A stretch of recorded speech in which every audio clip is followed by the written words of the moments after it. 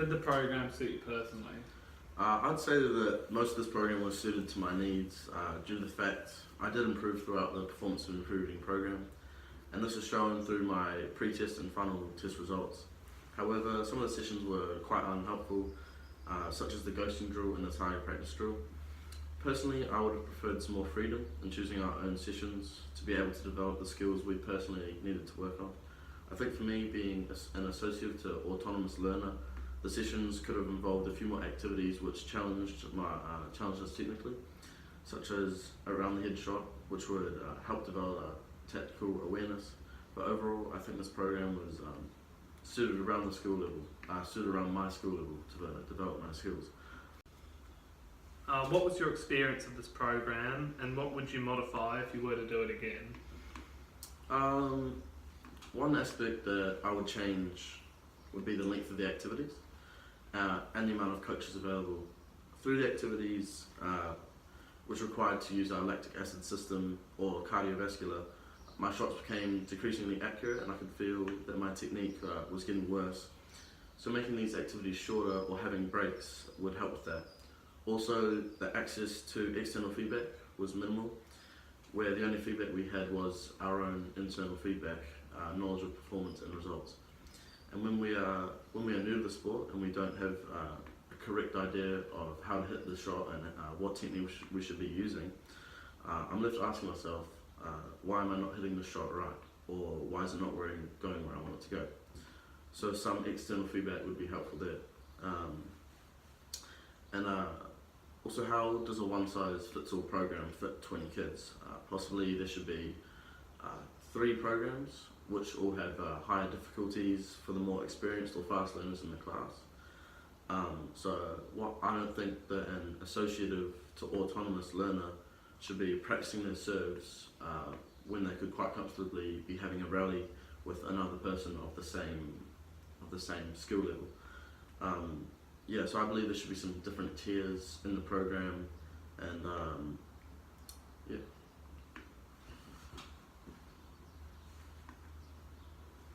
What were some other factors that affected your learning?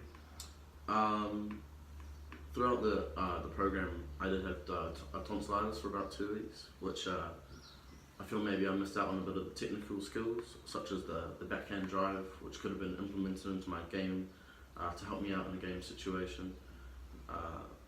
There are some other factors which restricted my improvement in the performance improving program as well, such as the skill level of our coach. Having a coach with more knowledge on the sport would be able to develop our skills to maybe a high autonomous level rather than just staying at an associative level. What are some socio-cultural factors identified with the performance improvement program? So scientism is a philosophy which believes that the only authentic and valuable knowledge useful to the world is knowledge that comes from affirmation of theories through strict scientific method. When we relate this to the badminton performance program, we see how this challenges assumptions that someone could make about the scores.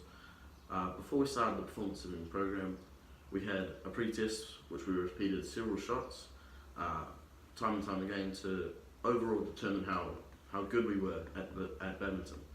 But scientism would actually challenge this, and through the 3 pre-tests, I had a different person feeding all my tests, and the first test I actually did better than I did in the second test, which would go against the performance improving program.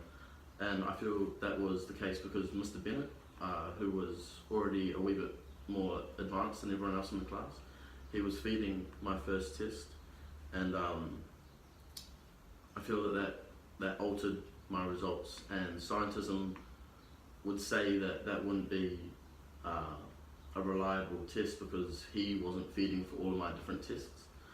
And this is prevalent in the performance improving program, where the technique is broken down into biomechanics of the swing.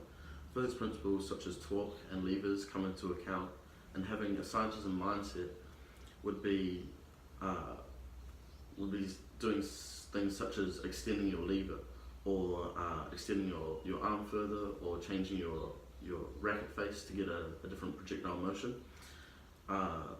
But this also takes away the fun of the sport and turns it into a scientific breakdown rather than playing it as a social sport and enjoying it with your mates.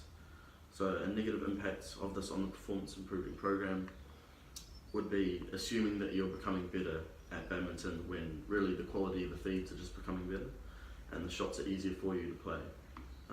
So this would make someone think that they're improving in the performance improving program, and when in fact they could be staying at the same stage of learning and the course could not be working to its full effect.